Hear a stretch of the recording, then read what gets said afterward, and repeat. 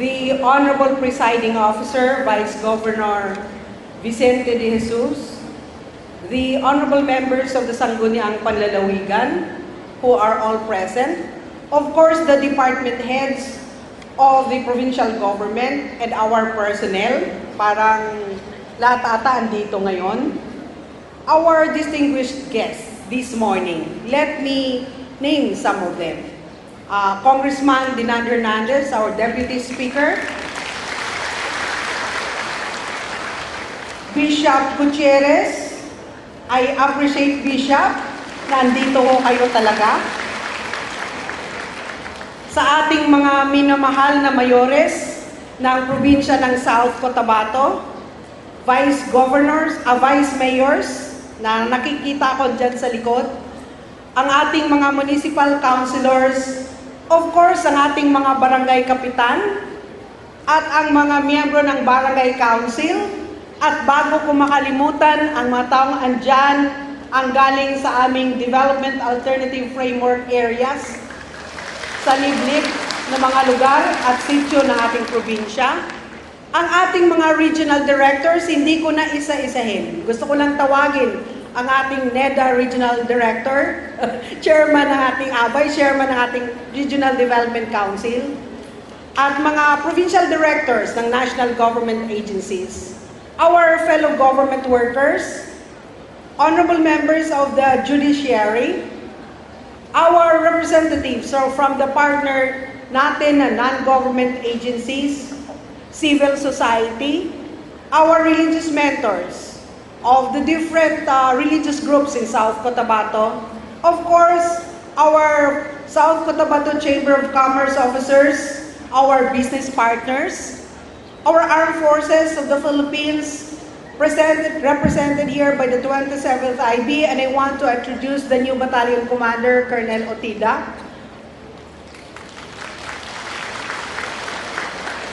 The Philippine National Police, may bagong provincial director,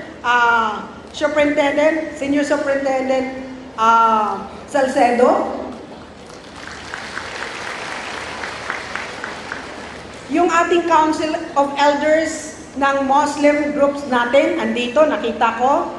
At ang ating mga tribal councils, ang ating mga katribo, friends from the academy, our vibrant students, media, people of South Cotabato, mayong adlaw gid sa aton tanan. A decent quality of life for our people through good governance. This is the center and the hallmark of our administration. But this cannot be achieved without an active partnership with the members of the Sangguniang Panlalawigan.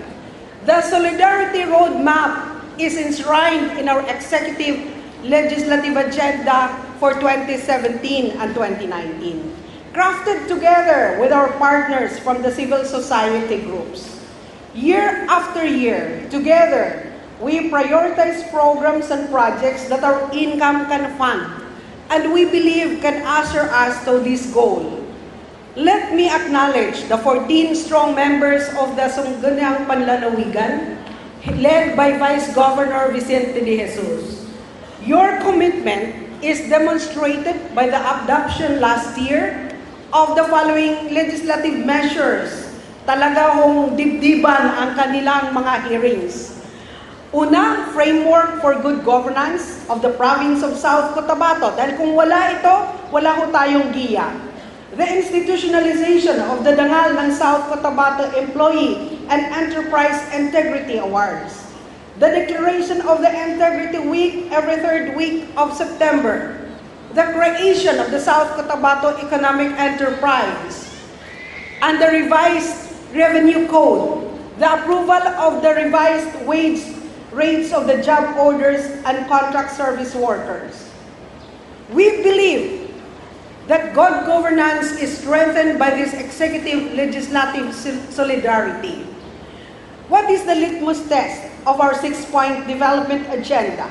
If you remember, almost 5 years ago, we envisioned to create and nurture a caring, resilient, functionally integrated, and equitably growing settlement, highly responsive to the socio-economic and environment concerns of every self-reliant South Cotabateño. Through participatory, dapat nakikialam lahat, transparent, talagang open ang lahat, and accountable governance.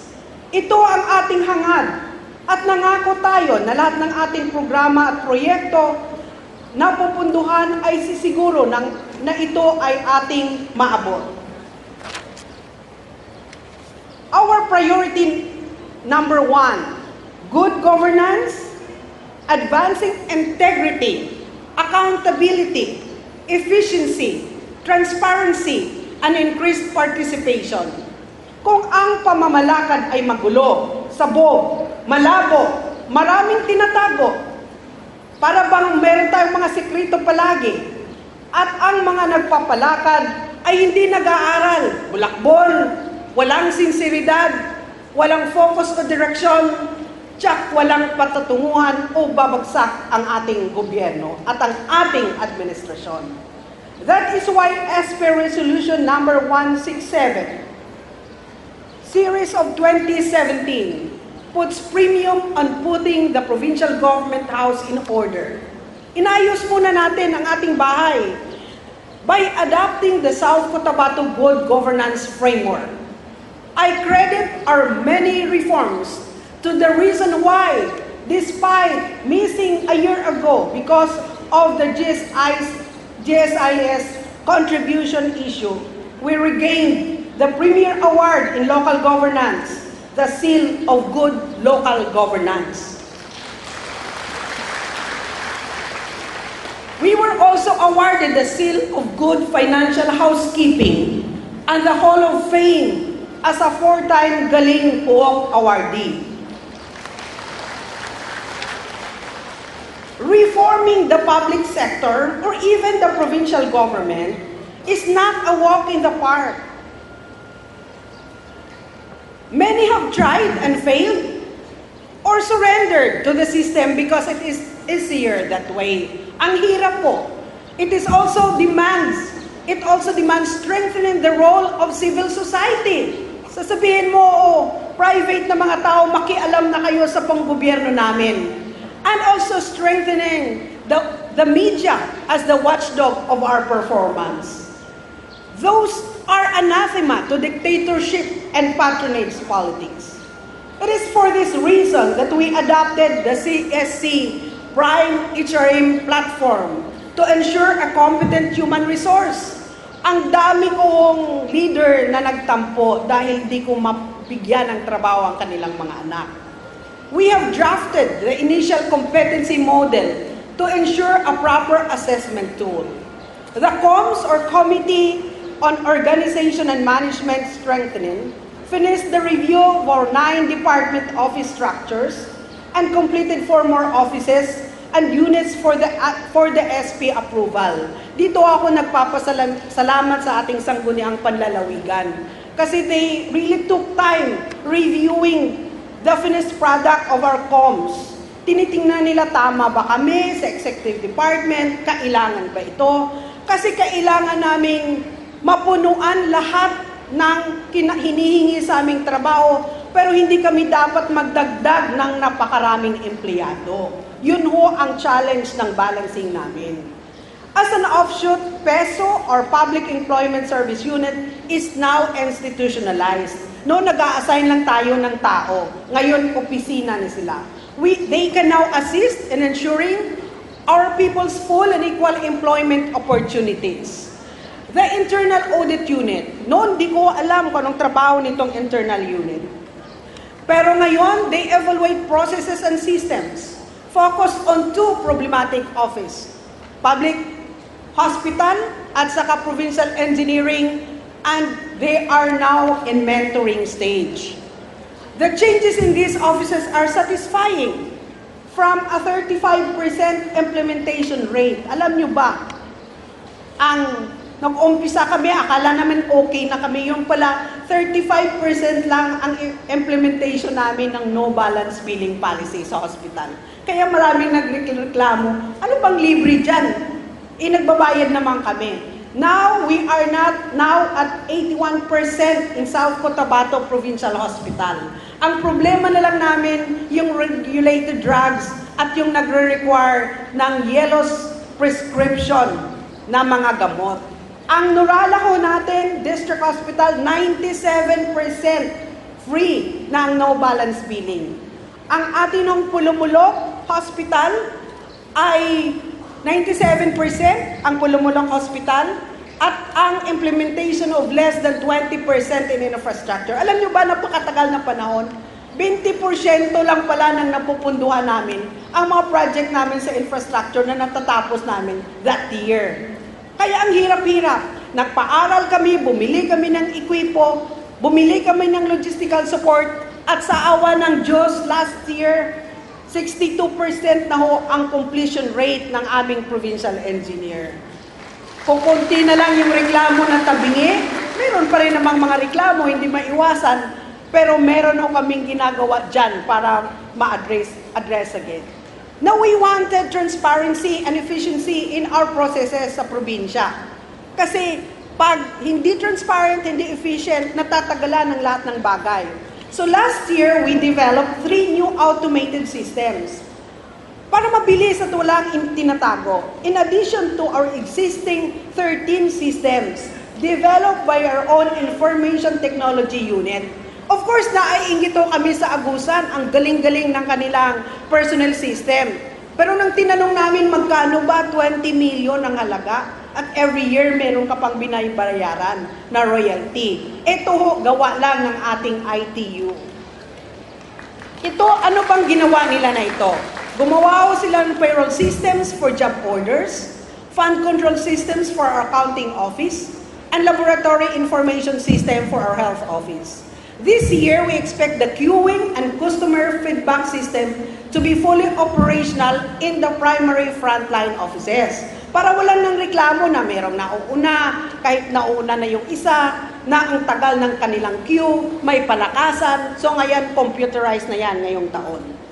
Aside from the automated systems, we also installed 8 touchscreen LED monitors in our provincial frontline offices, in addition to the one in front of the Capitol, so that the public will readily know all our activities. It is an important platform for our integrity videos, programs, and projects.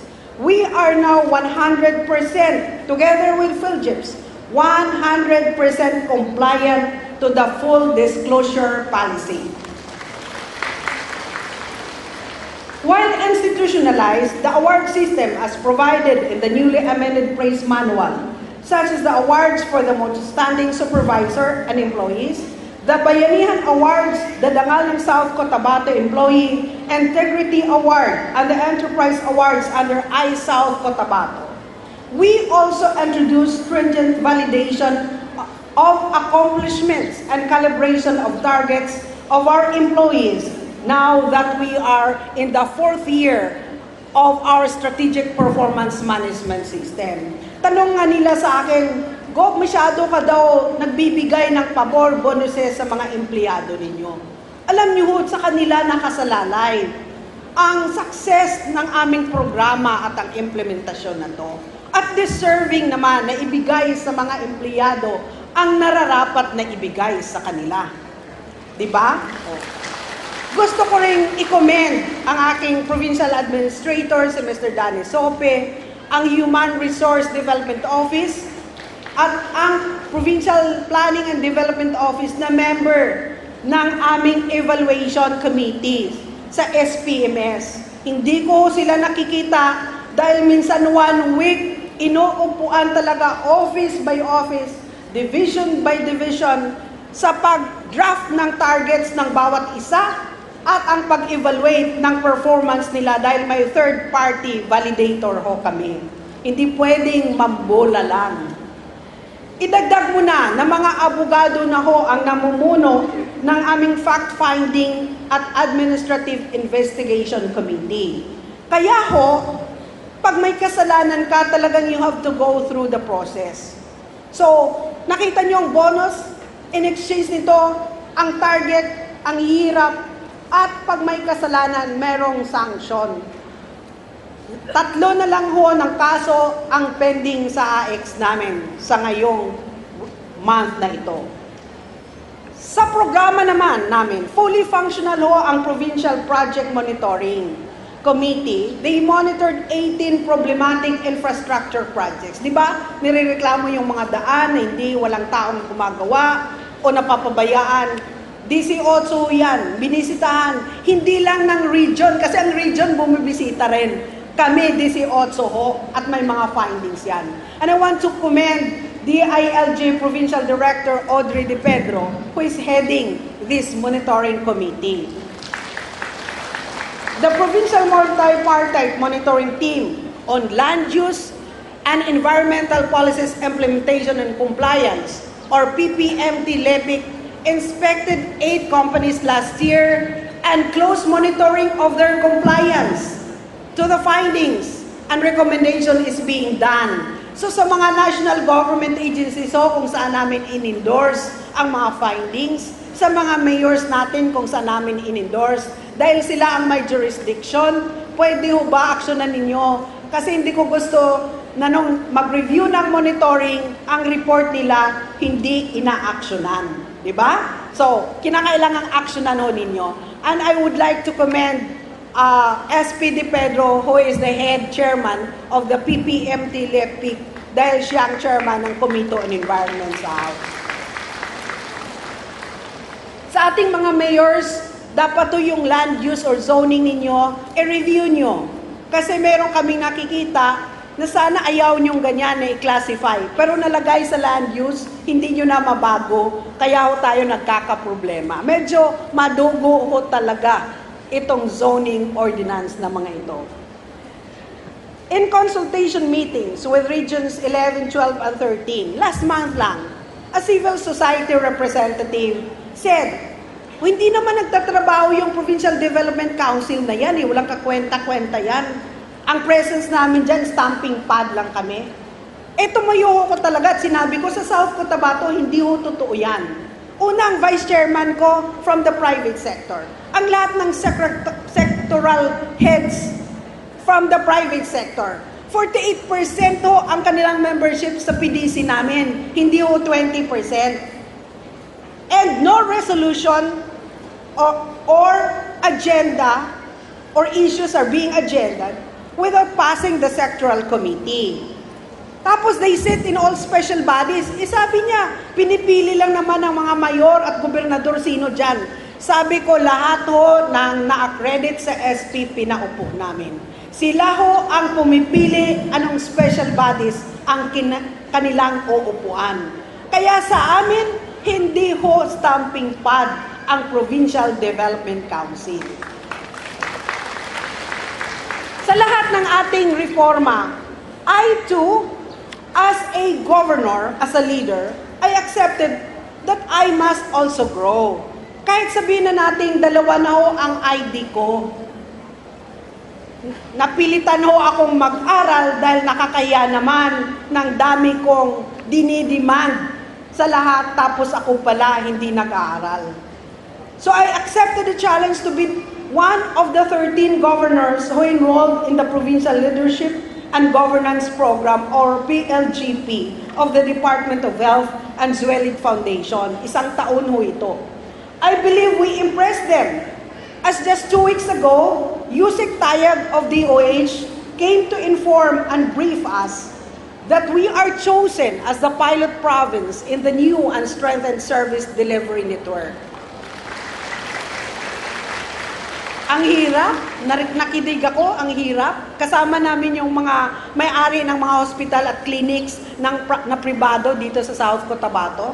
Pero tamang-tama, dahil aside from the 70 million building that DOH gave us, at tapos na dyan sa PHO natin, through the help of Kong Hernandez, of course, binaso niya ata nito si Onay, at saka si Senator Drilon at the time, We received a 200 million grant for another 4-story hospital building, again through Senator J.V. Ejercito. Talagang makamandag si Kong Dinag, no? We need the service delivery network to be ready also for the effect of the operationalization of the Upper Valley Community Hospital as the regional medical center, which again, Kong Hernandez successfully passed and secured Senate approval. Again, thanks to Senator J.V. Ejercito, Kong, no? Siya pa rin ang katulong natin dito. As an organization, I believe we are on track. Remember, we have been a recipient of the 3rd Jesse Robredo Leadership Award from Galing Puok in 2016. Robust internal control and fiscal management. Our approved annual budget was 1.735 billion last year.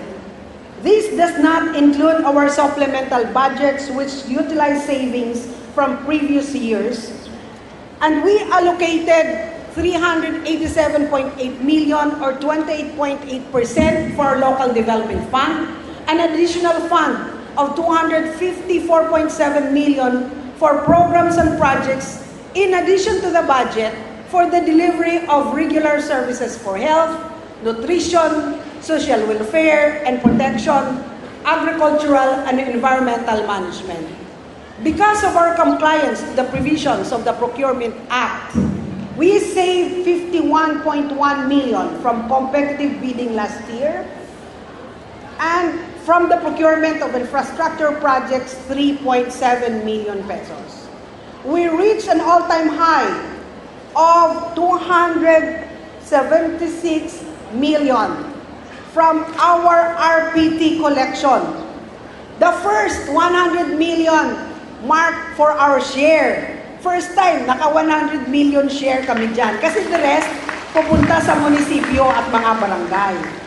It means our era dependency was reduced to 73%. Malaki pa rin, no? From 74% last 2016. We have been awarded as an outstanding province in Region 12 for collection efficiency in RPT and other local taxes. With the approval of our revised revenue code, the South Cotabato Economic Enterprise Office, and the full operationalization of our RPT assessment and tax collection system, we are confident of increased incomes for 2018. Mahirap ba yan? Pwede, ano? Pwede mag-increase ang income. On our development priority number 2, value chain approach to agriculture, tourism, and economic growth. Sabi nga nila, kung umuulan, buhos. Kung uminit, nakakasunog. Walang klarong panahon. Tag-init, umuulan, tag-ulan, sobrang init. So agriculture is hardest hit by weather or climatic erratic changes. We are so grateful that despite weather unpredictability, rice production last year increased by 8%, or sufficiency level of 244%. Ibig sabihin nito, nag-e-export tayo ng palay sa labas ng probinsya. Ang ating yield po ay 4.6 tons per hectare. Sana madagdagan pa, no? Or increase of 10% at 439,987 metric tons. Corn production also increased by 19% at 556,220 metric tons, or an average of 4.13 tons per hectare. Sa value chain approach, we do not only look at production.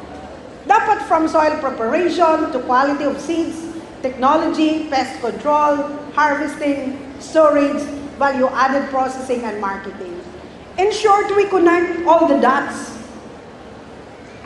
to ensure better profit margin for our farmers. Huwag ko tayong mawala. Kaya tayo gusto nating mataas ang yield para mataas ang profit margin sa ating mga farmers. Yun ang pinaka-importante.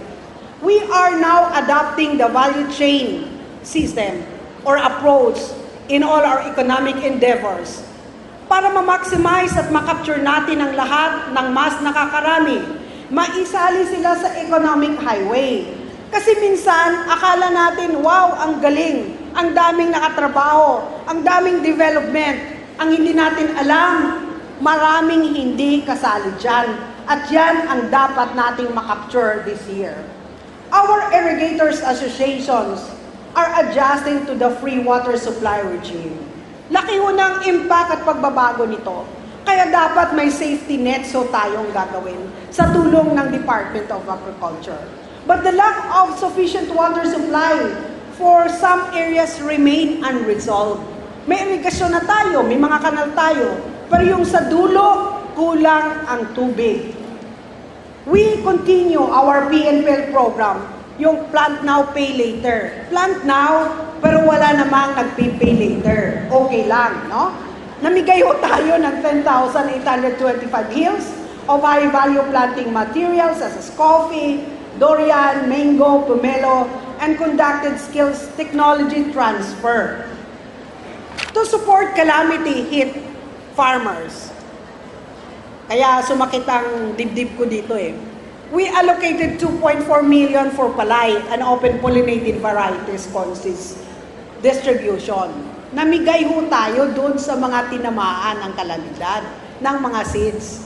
With the 812, we have funded 492 hectares of hybrid demo farms. We funded 2 small-scale irrigation projects worth 14 million, availed 88 units of pre- and post-harvest facilities, and under Saxorgen Food Security Program, we concreted 7.87 kilometers of farm-to-market roads amounting to 78.7 million, with us raising a 10% counterpart. In our partnership with PRDP, we funded the production and processing of cassava granules covering 261 hectares with Polo Samang-Nayon Multipurpose Cooperative as lead proponent. Muntik na akong natumba ito dahil ang tagal-tagal ng proseso. We put up 10.5 million as our 20% counterpart for the 17.9 million production and marketing of dried green coffee beans enterprise project with the Tupi Coffee Growers Association Incorporated as lead proponent. And another 17.5 million for cacao production, processing, marketing with Tibod, Katibawasan, MPC, Pulumulok as lead proponent. Ito ho, marami hong nakakabeneficyo nito. Kasi ang farms all over the province, yun lang ang processing sa Pulumulok at Tupi. Pero kung may mga mayor na gusto rin na ang processing sa kanila, mag-propose na ho kayo sa aming provincial agriculture. We want this year, ang aming hong priority is a firming up of proposal for a provincial dairy production. At sa ngayon pa lang ho, may lumapit na sa akin at interesado ako, ibibenta ho ko to sa members ng mga sangguniang panlalawigan to advance a 1.5 million worth of pasteurizing machine para mapabilis yung dairy production ng isang kooperatiba dito sa ating probinsya. On organic agriculture, ang papalakpak niyan yung kooperatibang humingi, ha? Taga Pulumulok na naman. At Tupi, ano ba yan? O Banga, Surala, Tiboli, Lexibo, gumising na po kayo at magpo-post din. Our Sustainable Organic Agriculture Program is on its 3rd year of implementation, and we have already converted 457.37 hectares of farmlands into organic production areas with 263 farmers participating or practicing organic farming from our 5 million peso allocation annually. All support from organic concoction to organic inputs are being supplied, including African egg crawlers for vermicast production. Ang hinihingi na lang natin ngayong taon ay ang marketing. Kasi medyo mahal ho pag organic. So we need really to help the farmers how to market their product at a premium price. Sa fishery and aquaculture naman, 425,000 pieces of tilapia fingerlings were dispersed to communal bodies of water. para naman may ma-harvest din yung isa. At we serve 210 fisher folks, while 655,000 pieces of tilapia nito fingerlings from the Bureau of Fisheries and Aquatic Resources, Region 12, were distributed to small-scale fish farmers. We regularly monitor our 147 hatchery operators, which we are able to produce 2.4 million upgraded tilapia broodstock. We also developed and rehabilitated 61 hectares of freshwater fish pond to increase our aquaculture areas. Sa livestock natin at sa poultry, alam nyo, aside from Pulumulog, from Coronadal, provincial government lang ang may veterinary office. So lahat to, ang katulong namin dyan, mga municipal agriculture people. Pero magtataka ko kayo, bakit wala ho tayo o na-declare tayo na foot and mouth disease and avian influenza free? Ibig ko sabihin ho, talagang nagtatrabaho tayo at naglilibot para mapasiguro ng ating livestock ay hindi tatamaan ng peste o kalamidad. Nag-umpisa ho kaming mag-inspect ng slaughterhouse all over. At meron na ho kaming report na binigay sa mga mayors. Isa lang po ang nakapasa na slaughterhouse. Tampakan lang po. Willing ho kaming tumulong para ayusin ang inyong mga slaughterhouses. On tourism development. Alam mo ho, kinakabahan talaga ako dahil ang daming nagpatayo ng resorts, ng hotels, ng mga kainan. Kasi dumami ho ang ating local at may mangilan-ilan na foreign tourists in 1915 at late 2016. Pero dahil ho sa martial law at sa Marawi at yung mga sabog-sabog dito at sunugan dyan, medyo po kumonte. Pero nag-increase pa rin tayo ng 3% compared to 2016 or a total of 586,817 tourists. We understand that the threat of tourism will always be there. So hinihingi ko po sa ating mga mayors, sa ating mga PDs at mga regional directors, tulong-tulong ho tayo at saka business sector. Willing naman po kami, in-expect ko ang City of Coronadal at ang province na tumulong ho mag-subsidize konti. Magdala ho tayo ng mga meetings at conventions dito sa probinsya natin. And I will commend Mayor Dibo. March 6, Sislong Festival. The municipality of Tiboli has defeated even us in projecting Sislong Festival as something worth coming for. At sana ho, ganyan tayo lahat para madala natin ang mga bisita dito para naman may bibili ng produkto ng farmers natin, may kakain sa mga restaurants, may mamimili ng cottage industries natin, may tutulog sa mga hotels natin at lodging houses. Diba? So hindi ho natin ma-achieve ito kung hindi tulong-tulong tayo dahil kahit may crisis sa Mindanao, umakyat pa rin ang number ng turista sa South Cotabato.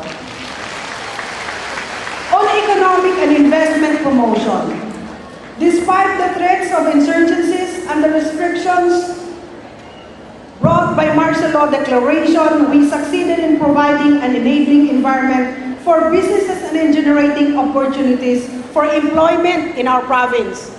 This was affirmed, hindi lang atin to, this was affirmed when we emerged as the second most competitive province in the country in 2017 Competitiveness Index by the National Competitiveness Council. Sana ho sa 2018, umakyat tayo o dapat hindi tayo bumaba. Our employment rate also remained high at 97.6%. Good investment promotion practices coupled with favorable investment climate contributed in the growth of businesses in 2017.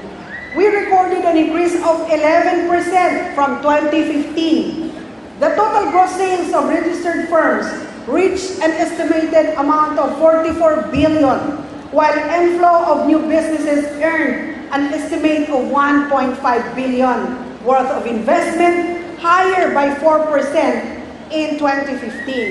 I want to thank the whole Philippines for transferring their Thailand canning and processing centers to Surala. Alam nyo ho, ang dami hong trabaho na dadalhin yan. Ang dami hong, sabihin nating, negosyo na magtutubo dahil dyan. At daming entrepreneurial investment or opportunities ang bubuksan yan. Napaka-buenas po ng Surala talaga. Mayor Bendita, buenas na buenas ka. This year, we are looking forward to the establishment of a toll packaging plant and common service facility for crafts and food processing. Para ho to sa mga walang kapital na maliliit, pwede ho kayong pumunta dyan sa Protect Center dahil dyan ho namin ilalagay itong ating food and common service facility. On development priority number 3, accelerating infrastructure development. In 2017, we implemented a total of 157 material infrastructure projects amounting to about 1.2 billion. Ganun ho kalaki ang 2017 natin. Out of this, 61.7% or 97 projects are already completed, while 38% or 60 projects are still ongoing at meron pa mangilan-ngilan na ang program of work hindi pa ho nagagawa. 89% of the projects are funded by the provincial government. Hindi ho tayo dependent sa national government. Gumagawa ho tayo ng paraan na may infra projects din tayo. At 11% of projects are funded under the conditional matching grant for provinces of the DILG and the food security projects of the Department of Agriculture. Out of PLGU funded project, 50% are vertical structure, mga upgrading hospital facilities, barangay, centers, health stations, construction of classrooms, and halls and multipurpose buildings, while 39% are horizontal infrastructure. This includes 39 road concreting projects, 6 construction and upgrading of box culverts, and 18 installation of line canals, drainage, and flood control structures. Last year, we were able to complete a concreting of 18.4 kilometers of roads in the Upper Valley area and 694.94 kilometers in the Lower Valley. We also witnessed how a road opening project in the geographically isolated and disadvantaged areas of Tiboli made a difference to our rural constituent. We funded the 9-kilometer Tudok Bila Farm to Market Road kasi si Mayor Dibo, pakiusap kasi ang narating ko lang si Bila. Hindi ko inabot yung Tudok proper hanggang ngayon. Mabuti si Mayor, pwede siyang sumakay dun sa sasakyan na maliit, pwede siyang sumakay sa helicopter, ako takot. So talagang ginawa namin. The barangay chairman and his constituents were very grateful for this project as they can now use a motorcycle to travel to Poblacion area. According to the residents, they have to climb the mountains for 4 hours going to Kiamba. Tiboli yan ha, ibig sabihin mabilis. Pag tayo baka 8 oras. To sell their abaca products and buy the things they need before going back home for another 4 hours walk. Their location and the road condition also made it difficult for them to seek proper health services. Now with this project, not only did we uplift the living conditions of the people of Tudok, but also open economic opportunities for them. This year, we funded the concreting of Sitio Datalglanag Tudok Road with a 20 million budget. Wala pang kasali dyan na kinukonkreto natin ang poblasyon to New Dumangas at sa Lacafe. This 9-kilometer road concreting project will further increase access of the people of Tudok to basic social services. As soon as weather permits, we will open a diversion road from Tuburan to Kibang in Ned and rehabilitate the Blit Road all in Barangay Ned, at yung ating Kibang Tuburan, dadaan ho yun sa kung saan may labanan last time na sityo.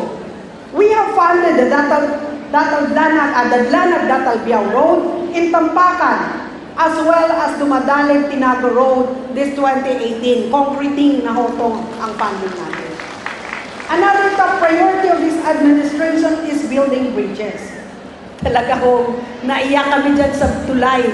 Hindi ko kami sanay gumawa ang engineering ko ng malalaking tulay. In December last year, we inaugurated the 20 million Simbo Bridge in Tupi, fulfilling the long-term dream of the people of Barangay Simbo. Hindi niya na po makikita doon ang mga taong pinapasan ang mga may sakit o buntis na mga anak. Kasi nahati yung kanilang barangay sa dalawa. Maging pagpasan sa mga mismong motor nila sa pagtawid sa ilog.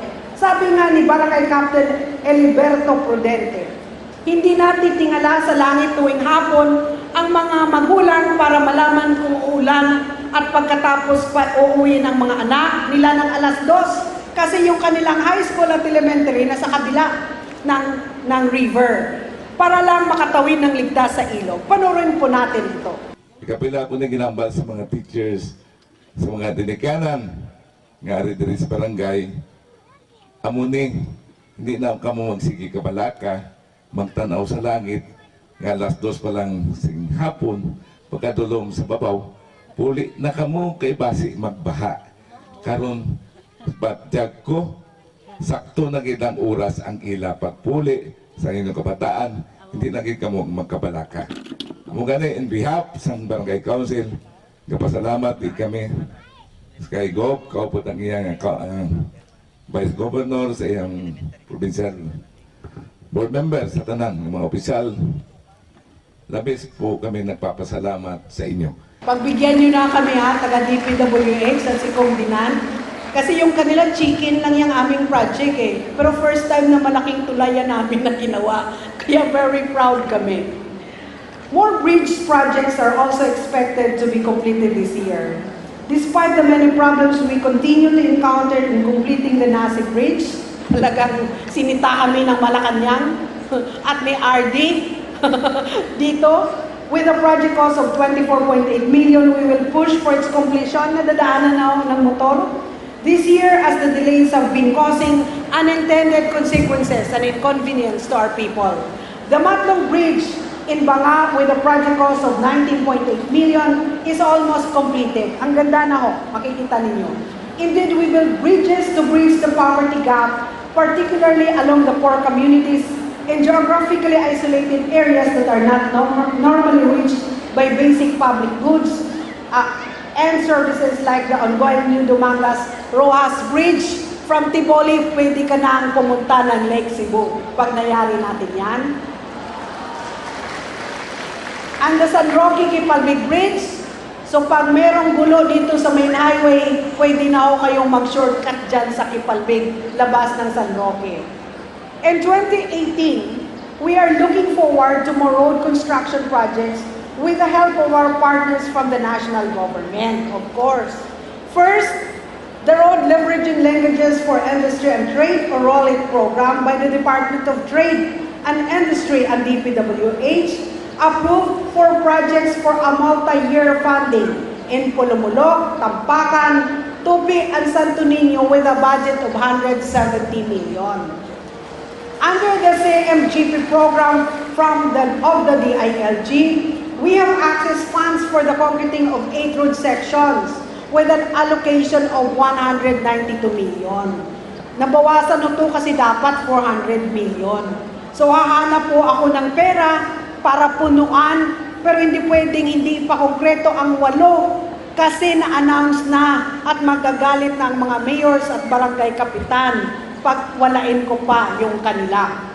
Lastly, the Department of Tourism granted our province with 200 million for the concreting of 10 roads leading to tourism sites in Pulumulok, Tupi, Lake Cebu, Sorala, and Tiboli under the Tourism Road Infrastructure Projects or TRIP program. With the addition of 217 million under our 20% local development fund For the construction of one more bridge and improvement of 16 road sections, we have a total approved budget of around 780 million for road and bridge improvement this year. To greatly enhance inter-provincial mobility and support regional development, the DPWH, through the initiative of our hardworking congressmen. Siyempre, unahin si Kong Dinan Hernandez kasi parang mas malaki ang kanyang tinodo. At si Congressman Pedro Acharon. Funded this year the combination of road opening and concreting of the following important roads. 7.25 kilometers of Tupi-Sarangani Road. 13.10 kilometers of Sorala-Tiboli-San Jose Road. 4.287 kilometers of Coronadal City Bypass Road. Starting from Tangtangan, hindi na tayo lilibot dito sa round ball kasi ma-traffic na, no? Para na talagang syudad eh. Dito na from Tangtangan, lilibot siya Paraiso. And 19.19 kilometers of Sorala Lake Cebu Maitum Road. So tiis-tiis lang, taga-Barangay Ned, palapit na kami ng palapit dyan. Furthermore, with the end view of providing accessible and safe potable water to communities, we funded more than 8 million for 3 hydraulic pumps project in Sitio Ambo, Barangay Landan, Pulumulok, Sitio Libas, Barangay San Vicente Banga, and Sitio Limomay, Barangay Lakunang Tiboli. Alam nyo, importante ito kasi yung ating tribo mahilig manirahan sa taas ng bundok. Ang tubig na sa baba. Hindi naman makapagbayad ng kuryente. So nakakuha ko kami ng technology. Meron kaming una partnership with Coke Philippines ata yun, ano? At din natuto na ho kami ng technology, kami na ho nagpapagawa. Medyo mahal, mga 4 to 5 million per ramp pump project ang gastos natin yan. Pero napaka-importante, di ba? Now, development priority number 4, biodiversity conservation and reach-to-reef approach to environment and natural resources management. Ito ho ang madugo. Pero bago ako pumunta dyan, baka makalimutan ko mamaya. I-picture nyo na ang mga munisipyo natin at syudad, meron ding projects at meron ding mga daan na pinapakongkreto. Kaya pag naglibot kayo, mabibigla kayo na ang daming daan natin ang concrete. Diba? At ang dami nating projects. Important at pinakamahirap is striking a balance between economic necessities and environmental sustainability.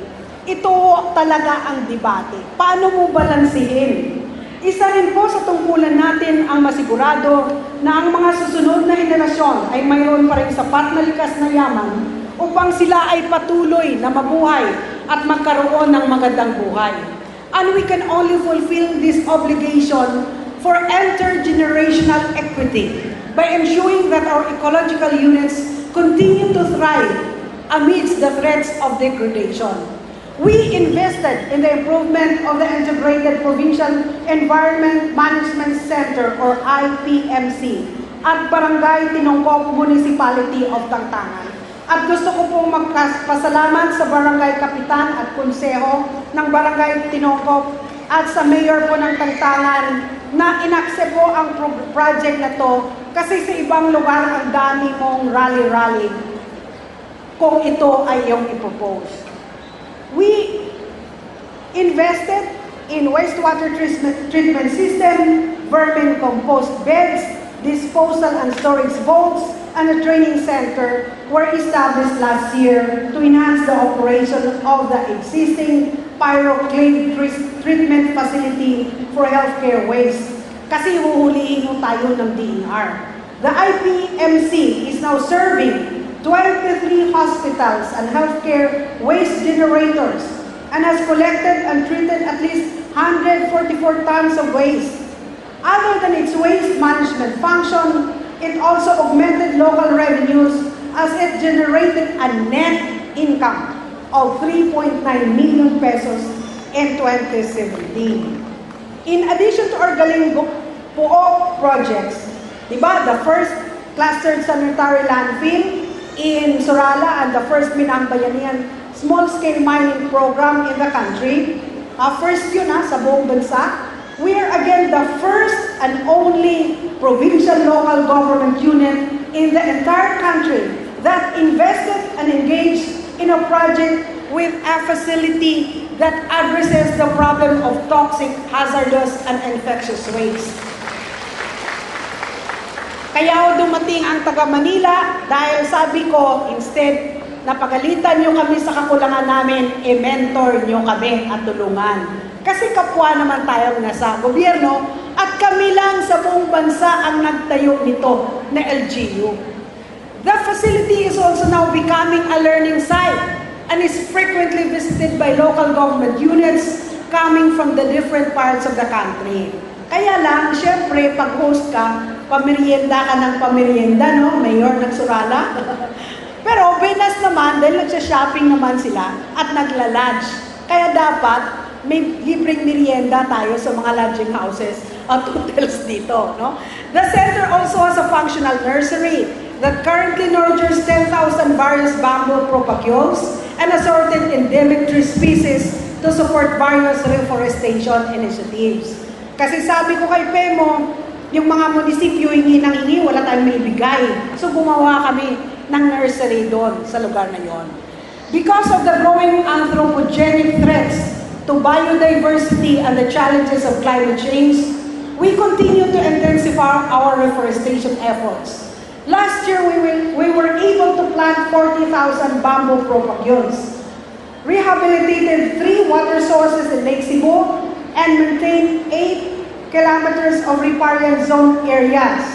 We also expanded the biodiversity conservation project kasi noon tampakan tupi lang yung inan. Ngayon, up to the municipality of Pulumulok, and developed 9 agroforestry sites all over the province with a modest survival rate of at least 65%. Yun lang ang survival rate natin. In an effort to balance environment protection and economic activities, we have also piloted a 20-hectare fuel wood production areas kay ginakaingin sa tao ta. So nagtanom na lang gid kami, mga 20 hectares in the municipalities of Banga and Tiboli. We plan to expand our biodiversity corridor to Lake Artiboli and Lake Cebu protection areas. Dito naman tayo kagawa. In promoting responsible small-scale mining and quarrying practices, improved regulations were effected by carrying out necessary innovations and entering into partnerships with international agencies. In 2017, we have been selected as the pilot area for the Caring Gold Mining Project, an international labor organization focused project funded by the U.S. Department of Labor with the aim of enhancing strategies to reduce child labor, improve working conditions in artisanal and small-scale gold mining, and develop marketing strategies for the thriving jewelry-making project in the municipality of Tiboli. Ilang beses pinatrain natin, no, Mayor, ang mga gumagawa ng jewelry sa Tiboli. Binila namin sila ng mga gamit. Kaya kung pwede lang, i-campaign nyo naman na pumunta sila ang mga tao natin doon at bumili ng jewelry na sariling atin para naman lumago. Kasi mga Tiboli ho at mga asawa ng miners ang tinrain natin. At salamat kay Mayor Libo dahil libre ang kanilang opisina at working place doon sa kanyang covered court at gymnasium. We were able to improve compliance monitoring, especially on the payment of taxes and fees for extractive industries. In fact, we have once again surpassed the all-time record for mining and quarry revenue collection of 18 million in 2016 by generating 21 million in 2017. Ang dami hong reklamo sa quarry. Ang problema ko kasi namin, ang dami-daming projects sa infrastructure na kailangan ang gravel and sand.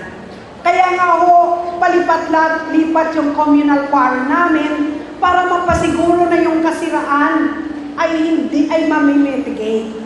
Kaya dapat intindihin yung we have to balance the need. Gusto natin ang daan, gusto natin ang building, gusto natin ang tulay, gusto natin ang bahay at box culverts, pero sa quarry ho yan galing. All our efforts in protecting our environment gain positive results. In the real-time air quality report generated by the online DNR Philippine Air Quality Index, South Cotabato posted a reading of 49 in the pollutant concentration of atmospheric particulate matter. This is marked with a green color, indicator that is way below the dangerous range of 300. So safe pa ang hangin natin dito. Kaya nga nagpapasalamat kami na talagang stricto na sa smoking dahil isa yun na talagang nagpopulyon sa katabi niya pagbuga sila ng buga ng aso.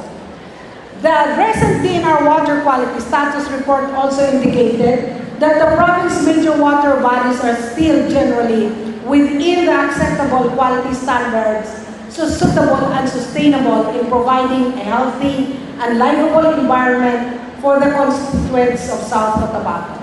Nature is our life support system, and we need to look after it.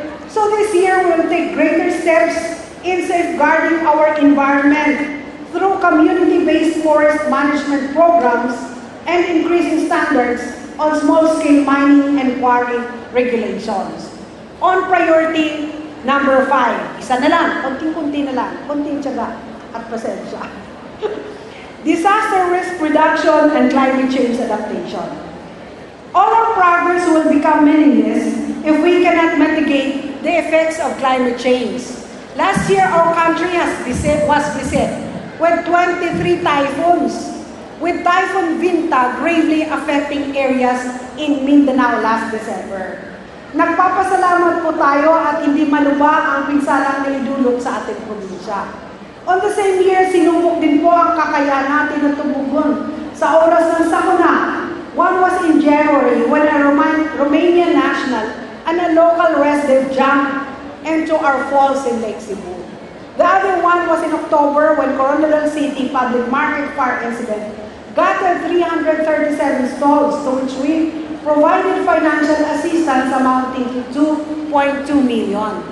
Before the year ended, we responded to a crisis situation in Barangay Ned, Lake Cebu, that affected 157 families.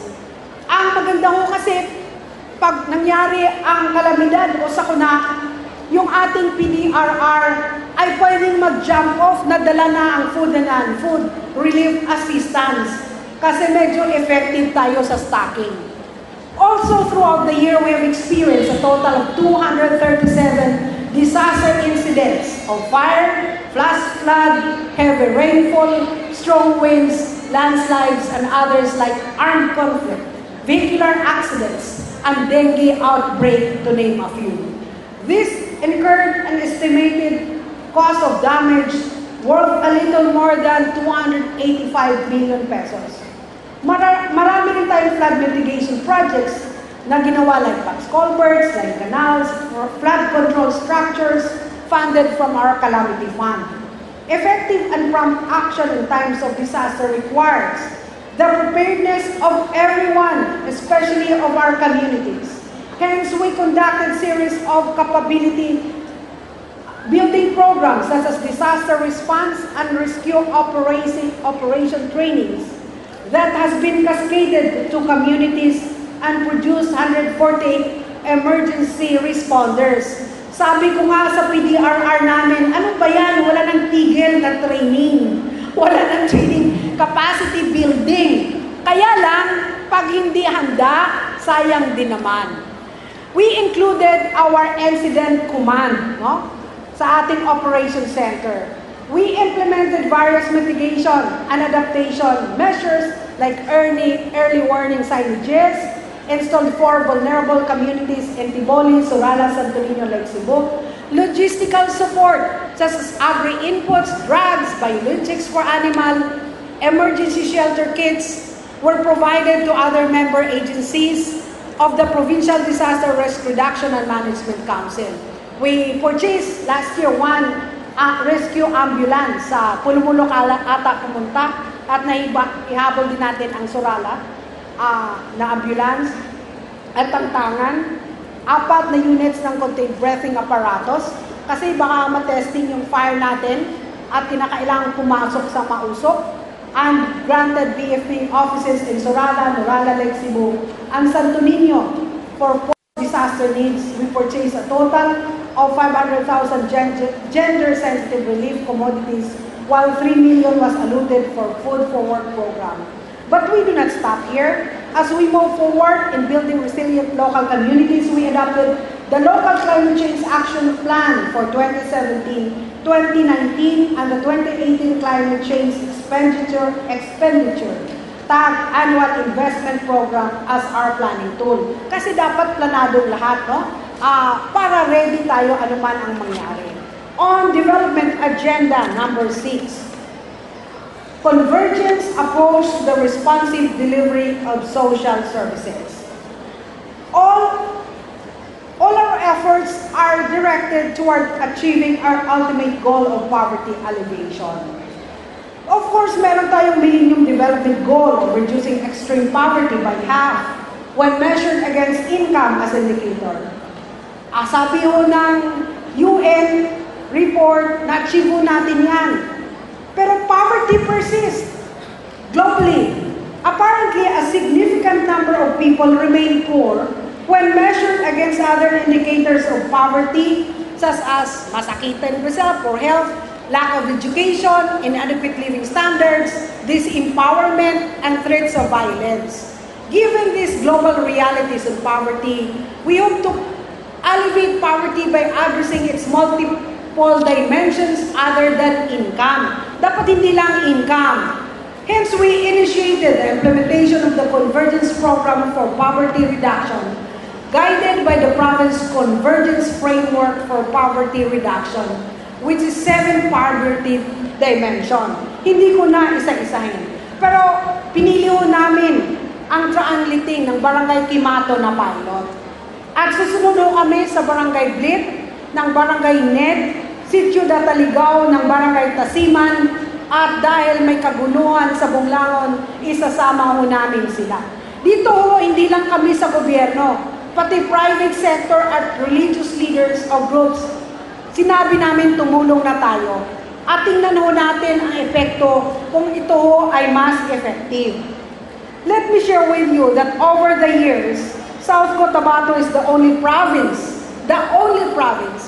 in Region 12 with a consistently dropping poverty incidence. Tama ba yan? Nakikinig sa RD. In the region that we are the only province also in the region that is not among the top 20 poorest provinces in the Philippines according to the latest 2015 National Poverty Statistics. Diba? So kung yung mas malalapad, mayayaman mong katabi, mababa, tayo lang ho ang wala dyan sa listahan at paakyat ang ating poverty incidence natin. Ibig sabihin, paliit ang ating poverty incidence. Significantly, latest poverty data reveal that our poverty incidence rate has tremendously dropped from 25.8% in 2012 to only 19.8% in 2015, recording a remarkable 6-point drop in only 3 years. This means that tama ho yung mga programa natin. Mga mayors, mga barangay captains, tama ho tayo. 6 na punto ang binagsak ng ating kapobrihan sa probinsya natin. This accomplishment is evident in the various sectors that have capped records on awards in 2017. Let me tackle the details of our successes one by one. On public health and nutrition.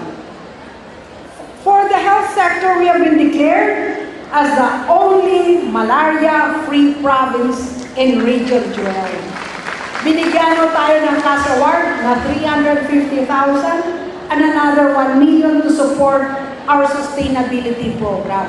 Sana nakilakihan naman ng Department of Health para matuwa naman ang mga MHO namin. We have also been awarded with 100,000 pesos for sustaining our feet as a filaria-free province for 5 years now, from 2013 to 2017. We own the first LGU-managed DOH and PhilHealth-accredited HIV/AIDS core team clinic in the country. catering not only the patients from our province but also those of the nearby cities, wherein 98% of diagnosed patients are provided with antiretroviral treatment. This is higher by 8% than the national target. We are the first in the region to receive 2 June expert machines, one in the Upper Valley Community Hospital and the other is in our HAC, in order to ensure prompt treatment of TB infection, particularly to the drug resistant. Di ba may TB na hindi na nagagamot ng usual gamot? Meron na tayo dyan panggamot. It is our hope that these interventions will contribute in lowering the increasing number of HIV/AIDS cases in South Cotabato, with 124 cases in 2017 from 100 in 2016. Alam niyo ho, dapat ho tayo mangampanya. Hindi lang ho sa Coronadal City at pulumulok ang HIV cases. Hanggang ho sa kanayunan natin meron na. Ang pinakabata, 1 year old. Kasi 5 taon ho na-infected ka, hindi mo pa alam. Walang sintoma. So kung nagdududa ka, pumunta ka sa clinic natin and we will assure you na talaga kung confidential na confidential. Ikaw lang ang pwedeng magsabi, ipaalam ba sa asawa mo, sa nanay mo, o sa tatay mo, o sa anak mo. We want to express our gratitude to the media of South Cotabato for helping us intensify our campaign on this disease, promoting zero discrimination on patients, zero AIDS-related death, and zero new HIV/AIDS cases. Sa ating mga media, maraming pong salamat. We have been recognized as the province with a high-performing family planning program in the region. A substantial 47% decrease in teenage pregnancy incidence from 2016 to 2017 has been noted.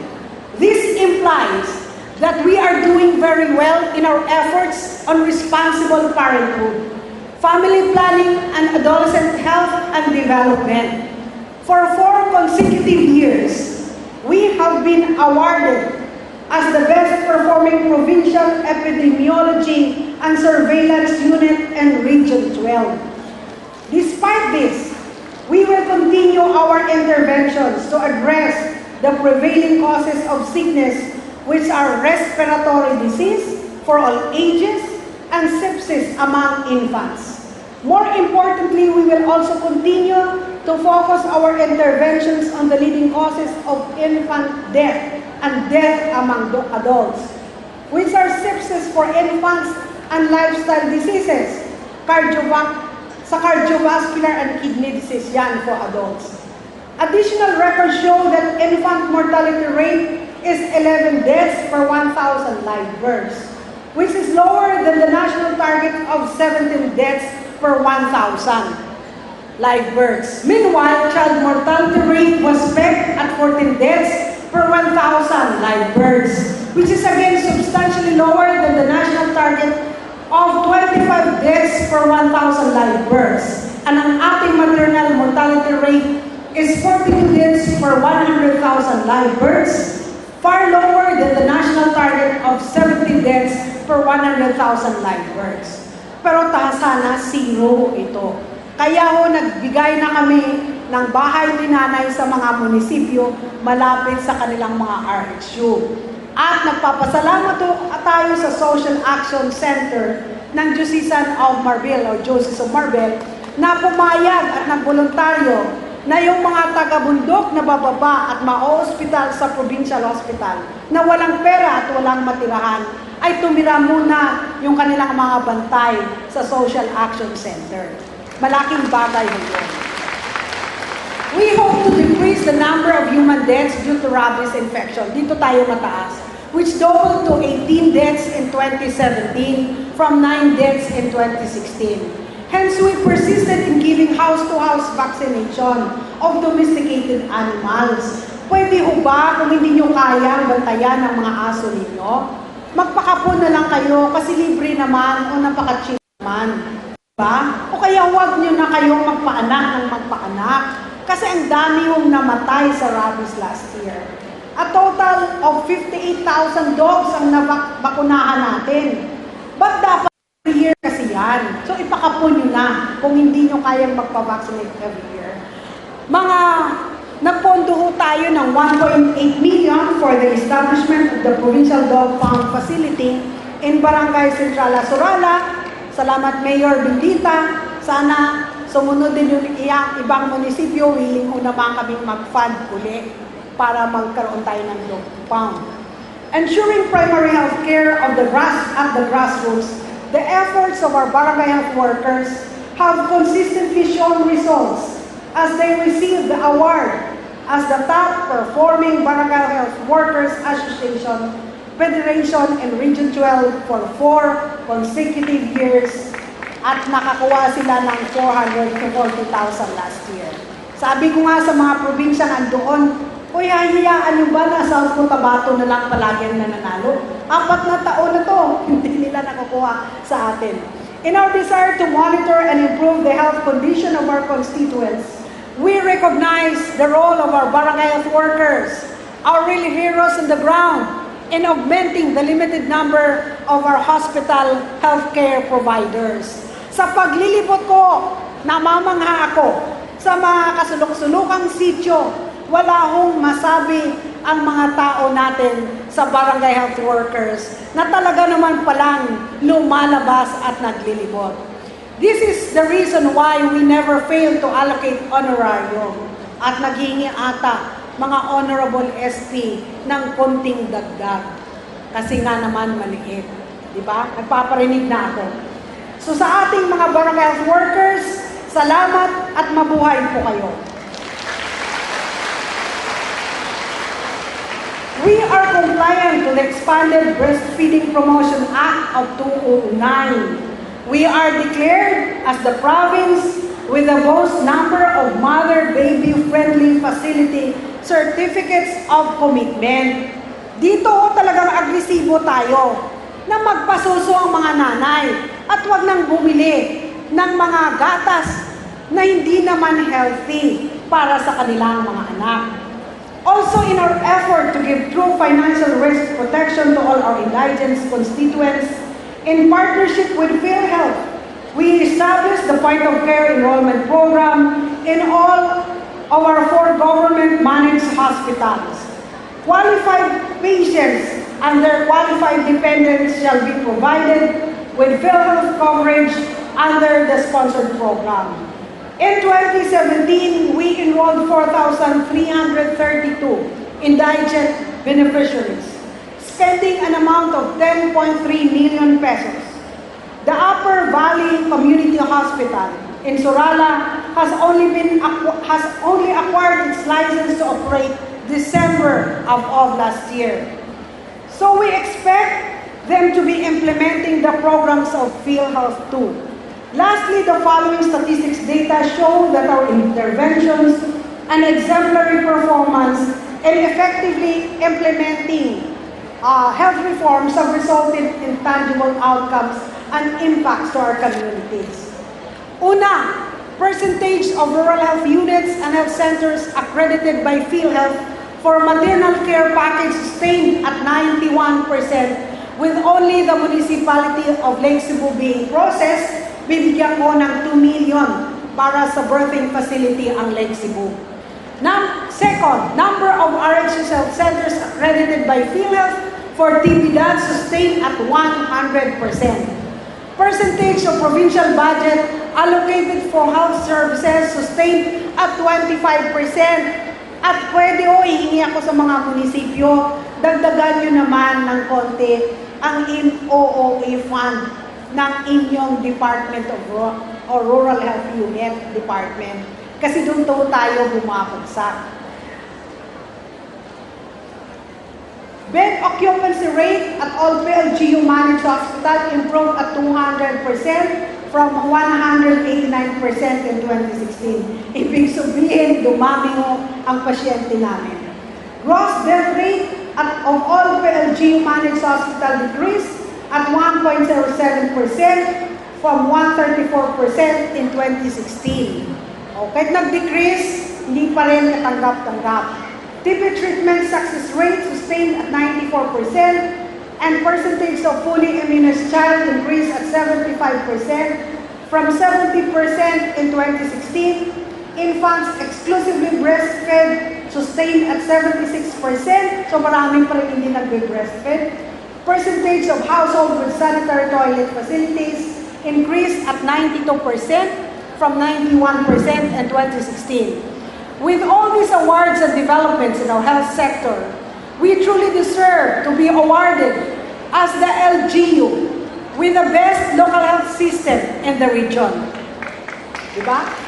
For our nutrition program, we recorded a consistently decreasing prevalence of underweight among preschoolers aged 0 to 71 months old.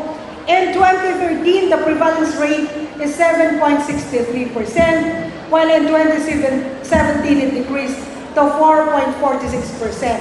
We have provided supplementary feeding to undernourished children and rehabilitated those who are severely underweight.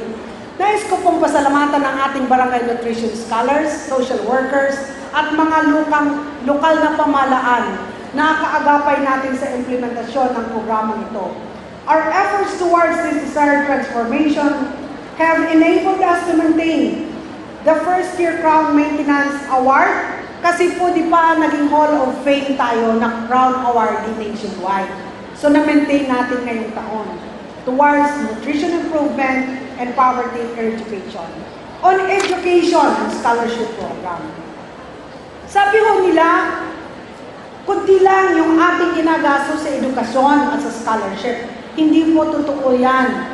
Last year po, 53 million pesos. And Special Education Fund supports the teachers, the buildings, the MOA, mga programa nila, sports centers, athletic fields and playgrounds, mga palaro events, ECCD program facilities, and construction of 9 school buildings and funded almost 10 million of sports equipment. At ngayon ho, na taon, bibili na naman kami yung mga mamahaling sports equipment na hindi ho kaya ng mga eskwelahan ninyo.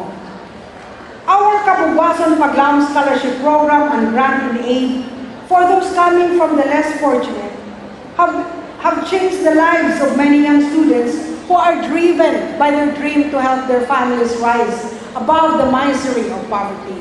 Since it was implemented in 2005, we produced 1,001 graduates, both in ladderized and degree courses. Last year, the program has 440 degree scholars, 5 ladderized courses, 23 scholars for law, and 23 scholars taking up medicine. The latter includes the first batch of scholars endorsed by UP Manila School of Health Sciences, South Cotabato Extension Campus, that will be undergoing their first year of study in the College of Medicine in Palo Leyte campus. With the strengthened screening by the Technical and Provincial Scholarship Committee, gusto kong pasalamatan ang member ng board galing sa private sector kasi kahit po halos walang honorarium talaga po present at aktibo na tumutulong. Only the poor but deserving students are offered the scholarship. Wala akong reklamo. Kita nyo, walang nagsabi na dahil may kapit sa ganito, nakapasok siya. Nakaproduce tayo, ilan? Ngayong taon, 3 magna cum laude graduates, 11 cum laude graduates, 1 with honors from the 115 graduates of various field courses during the academic year 2016-2017. Of these 115 graduates, 14 successfully passed the licensure examination for teachers, 2 for certified public accountants, and 100% passing rate in geology, civil engineering, psychometrician, and midwifery. Ang ating grant and aid program, meron nung tayong educational assistance to 11,787 primary and elementary pupils and 15,178 secondary students in 2017. Lest we forget, Congressman Hernandez has succeeded in passing through Senate the conversion of SUNAS into a state college. So, next year, baka may state college na tayo. Surara na naman, ano ba yan? O, diba? May state college na tayo. Si Senator JB pa rin ba at Senator Binay ang tumulong dito? Kung no. O, naipasa nila? O. Si Chis Escudero? Si Chis Escudero. Minimension ko yan para kung humingi sila ng tulong, malaala naman natin yung mga tumutulong sa ating probinsya. Diba? Hindi ko nga na-mention na si Senator Angara nagbigay ng pera para doon sa Davao na hospital kung may sakit na kinakailangan dalhin sa Southern Philippines Medical Center. Diba? In public employment services, of course, we hired and deployed 776 students and we spent 4 million in this sa ating peso with Dole Region 12 ang ating partner, 40%, 40% ang kanila, 60% ang atin. Our other programs include job recruitment and placement program with KCC Mount of Marbel and Dole 12 in undertaking 2 mega job fairs in 2017. But remember, meron ho tayong tupad and starter kit na ating partner pa rin ang Dole Region 12.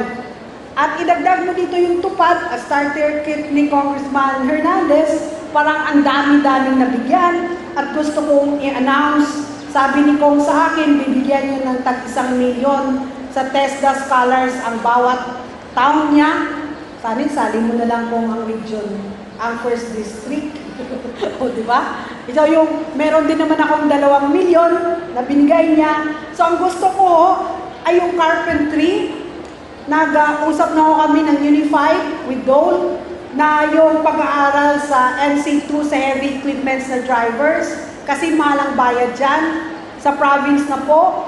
At yung kung gusto nyo pa yung masonry at kung ano pa yung mahalang bayad, sa province na lang ho kayo pumunta. Kasi yung mga tao natin, meron nang inallocate si Kong dyan sa kanila. No? So kung sama-sama, ang dami-dami nating na-serve. Hingi po ako ng additional na pera sa ating SP for educational assistance this year para sa June, mas marami pa ho ang matulungan natin at madagdagan pa ho yung libo-libong tinutulungan natin.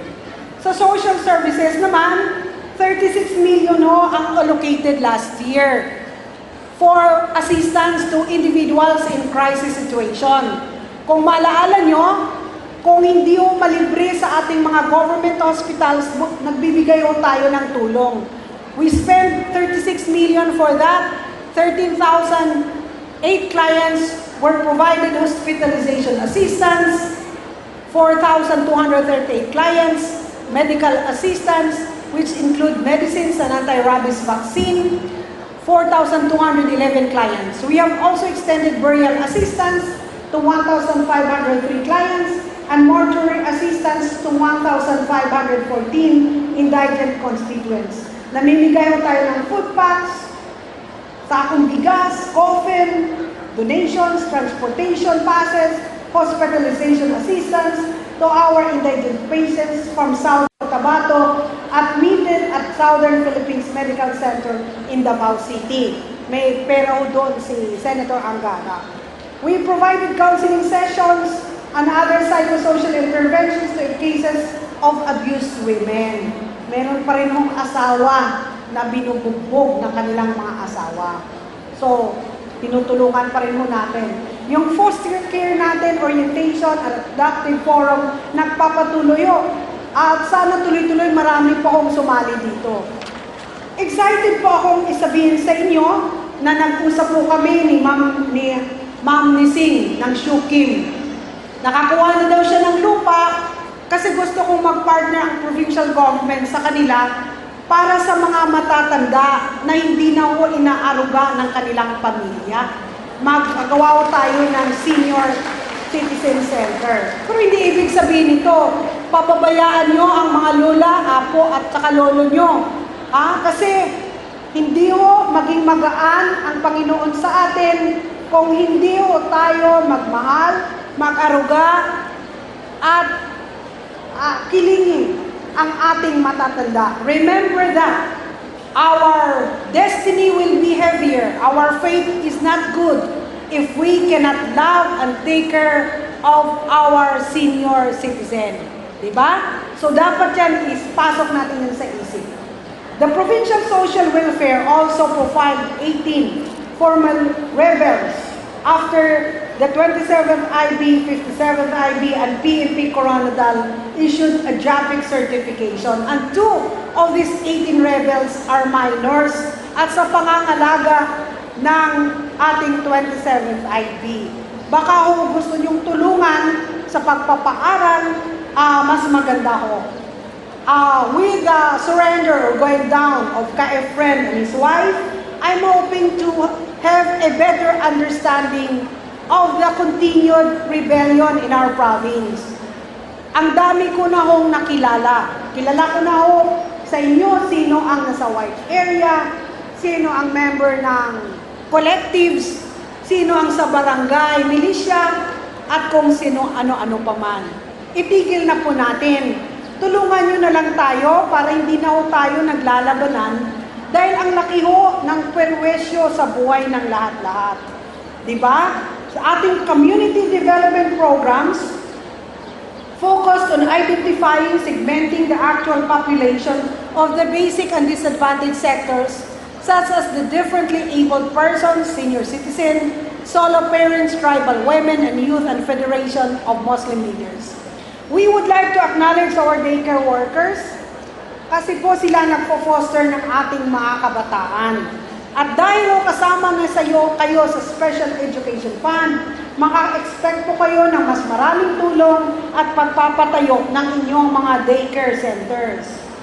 We are also encouraging our local governments to be more active in facilitating the increase in numbers of individuals to have legal documents as birth certificates, marriage contracts, kasi nahirapan po kaming maka-avail sila ng PhilHealth. Kailangan ho talagang tulong-tulong tayo dito. Ang Tiboli atang may programa sa Lake Cebu na librehin ang birth certificate registration at mga marriage certificate. To further enhance the economic condition of South Cotabateños, tuloy-tuloy ho ang ating CAK at 1,342 ang nabigyan ito. At gusto kong i-announce for the first time, 9 million ho ang collection natin sa trust fund ng CAK na noon natutunaw at merong 7 milyon na recover kami. So mas marami hong grupo ang pwede nating ipa-avail sa ating CAK program. We continue to mobilize our community outreach program. 24 mini outreach at 10 barangay outreach ang nagawa natin last year, which benefited 23,843 households. Among the services were supplementary feeding, medical and dental, alam nyo na yan. At kakibato namin dito ang 27th at ang brigade na team nila sa circumcision, sa haircut, at sa kung ano-ano pa man dyan. Ang convergence approach po natin sa delivery of basic services ay tuloy-tuloy ang Development Alternative Framework or DAF. 2 million po ang binigay natin sa 8 communities. At additional livelihood projects because they were able to effectively organize and manage the program with positive results. Ngayong taong 30 new sitios naman po ang identified beneficiaries natin. Ito pinipili ito malayo, masyadong poor, or insurgent-infested area. Tag-isa-isa po merong 40 mil, kaya lang hihingi ako ng dagdag para mas malaki-laki, para mas marami kaagad ang maka-avail. Papasok din tayo sa mga CPP, NPA infected areas at ang barangay affairs natin po ay nag-disperse ng 154 heads of heifer last year. 80 heads of pili, kabayo. Bakit kabayo? Kasi sa bundok po, ginagamit yan na panghakot ng produkto. At 35 heads of Kara heifer, at 30 heads of goats to provide additional sources of income to 299 poor but deserving families. Kasi sabi ko, wag na tayo yung malakihan. Hanapin na natin yung pobre na pamilya at tingnan kung maiangat ang buhay nila. Alam nyo, nagbibigay tayo sa mga eskwela ng mga chairs, mga pinta, mga galvanized iron at kung ano-ano na lang. At fuel assistance sa mga munisipyo kung may ekwipo sila. Ang mga sityo na nasa mga bundok at liblib na lugar po ang priority natin. Tulad halimbawa ng tulong na ating naibigay sa Upper Talay, Surala, Dataligaw. Pasalamat din ako sa nakuging nga programa ni Inday sa Avance-Fuentes atong probinsya sang South Cotabato nga kami nga taga Sitio Upper Talahik. Nakabaton kami sa manami nga mga dalan, animals dispersal, nakabaton kami sang materials like semento, kabilyan, nakabaton man kami sa amon nga pangabuhian. Nakalipay gid kami nga nagapasalamat sa programa ni Gob. Avance South Cotabato! Avance! Daw gwapa lang ang gwapo ang itsura nila, no? Sa una namon na saka dito, ang sipon hindi na yellow, green na. Ang buhok, puro lusa. Ang mga kukusang kabataan, nag-nail cutter pa kami, wala nagkatilaw nail cutter. Wala CR. Wala kagi toothbrush. Oh, pero subong gwapa kagwapo na sila. Di can you imagine ang effect? Kung kada isa sa aton, may isa man lang na kami. Di ba na akong pulo ng kabalay nga i-adapt? Di ba dako kayo ang improvement naton? We increased the subsidy for 1.1 million to Barangay Santa Cruz in Tampacan and Barangay Pagalungan. We continue to, because they didn't have share in the era, kaya kayo, wag na kayong gumawa ng barangay. Kasi ang hirap-hirap, di ba? At kawawa sila. We also provide assistance to different national government agencies, as well as to civic organizations. Hindi ko na isa-isahin, kasi marami yan, no? Di ba? But sa sport naman, meron tayong 1 million for various sports activities, youth development program, nagpapadalaw tayo ng sa National Open, sa international competitions, sa Southeast Asian Youth Athletic Championship, nagpadalaw tayo, Philippine National Invitation Athletic Championship, sa mga patapa, at sa 3 sunod-sunod na taon, 3 consecutive years, South Cotabato Division has been declared the overall champion of Israel. Nilampaso natin ang Jensen. Noon konti lang medalya ang abanse natin. Ngayon medyo malayo na. At huwag tayong pumayag na bawiin nila ito sa atin next year. On peace and development, we recognize the importance of internal security and peace and order in nation building. Threats to general safety such as terrorism, communism, proliferation of illegal drugs, rising number of children in conflict with the law, and other crimes against public order, kasama na yan, yung mga patayan, it hampers our development. We are generally peaceful.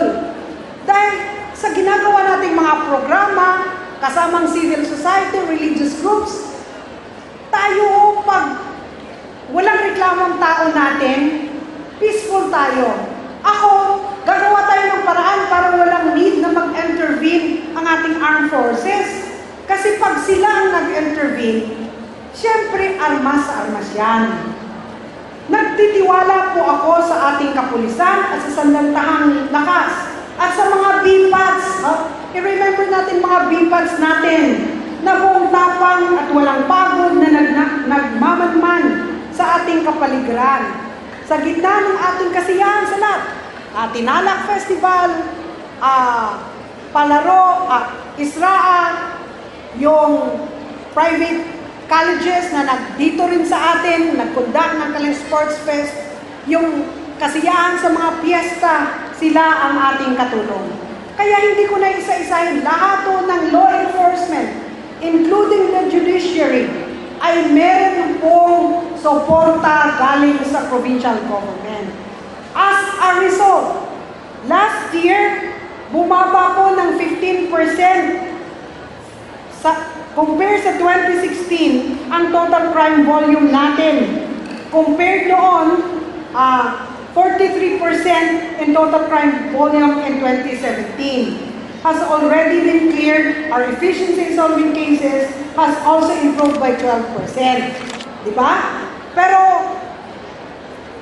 nagka-problema tayo sa napakaraming motor napping. So, tingnan natin next year kung masusolve ba ito ng ating bagong PD. PD Salcedo, that is your challenge. The South Cotabato Rehabilitation and Detention Center recorded 0 escape in 2017. Pero iniro pa lang ng 2018, may nag-eskapo na, pero na-recover natin. Kaya kasi 1,608 ang inmates natin na dapat 463 lang. Nagpagawa ako ng additional building na 4 million for the women. Kasi dumami ang mga kababaihan na bilanggo, most of this drug-related. At magpapasalamat po tayo dahil binitbit ni Kong Dinan Hernandez dito si Sonny Angara, may 5 milyon o tayong dagdag na covered court sa ating jail. At ngayon, may 20 million ho kami para dagdagan ang mga kwarto o cell ng ating provincial jail. Pinag-usapan nyo namin yung namamatay sa provincial jail at baka ho mag-deploy tayo ng doctors and nurses regularly sa provincial jail para ho masuri ang ating mga bilanggo. Sa fight against illegal drugs, we allocated 4 million in 2017 at yung ating education at ang ating reformation, tulong-tulong ho tayo ng mga munisipyo natin kasama ang mga MAU. 220 anti-illegal drug operations and arrested 292 person. Nagbigay ho ako ng 4 million up 2 million sa PDEA region. Ang sabi ko sa kanila, ang pera na to gamitin nyo para hulihin nyo yung mga malalaki na nagsusupply sa probinsya natin. At wag na kayong makisawsaw sa kapulisan dito sa mga mamaliliit na mga hinuhuli. Kasi tayo po, as much as possible, gusto natin talaga buhay yung mga hinuhuli. 60 po successful operation tayo, 3 high-impact operation, 75 person arrested. So, marami po yan. 2 years now, we hosted the Regional Anti-Illegal Drug Summit kasi sana gusto namin buong region na magtulong-tulong sa laban na ito. In 2018, we allotted 6 million in our PADA, and we hope they will continue to be effective under the leadership of SP Dimala. Our future direction. This year, together with our mayors and barangay captains, despite this is election year, we will endeavor to fast-track building new infrastructures, expand the reach and depth. Kinakailangan na tayong lumabas of our socio-economic programs to ensure that our people will have no reason to feel forgotten. And with the assistance of our armed forces and law enforcement, wala ho kaming inaasahang iba, kami ng mga sibilyan. Kasi kahit matatapang kami sa bunganga, hindi ho kami marunong humawak ng baril. Sa totoo lang.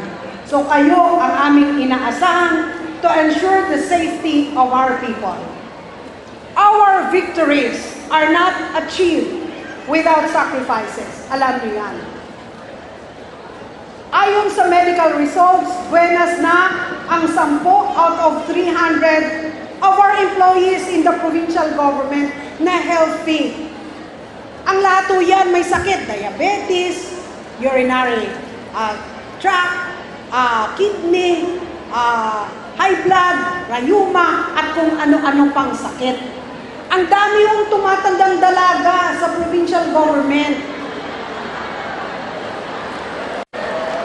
Empleyado hindi ko tinitingnan yung iba dyan.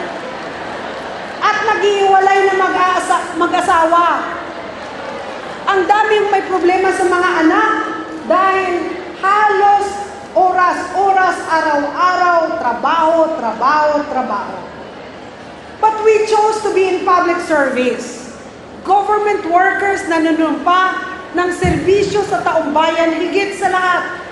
Mas lalo na sa aming mga political leaders ninyo.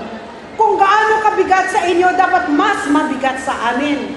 I want to believe that our province is different. that our province is unique, that our people are blessed. This we must believe. Ito ang rason kung bakit tayo ay nagmamadali na mahango ang lahat, walang maiiwan sa kahirapan. Hindi lang sa material, kung hindi maging sa pag-iisip at moralidad. Kung ako ay nakakarinig ng akusasyon na tayo ay pabaya o naglalustay ng pera ng bayan, parang patalim yan na bumabaon sa puso ko at sa mga kasamaan namin sa gobyerno. These accusations are like daggers sunk deep in our collective hearts. Tanungin mo lahat ng government workers nandito. Masakit, di ba? Pag nakakarinig tayo. Alam mo kasi parang binibilittle nila ang ating mga sakripisyo. They belittle the lives lost of our military and policemen in defending our people and our democracy. They belittle the personal sacrifices of men and women in government. Totoo, merong pasaway. Merong serbisyo kuno, pero negosyo pala. Iilan lang sila.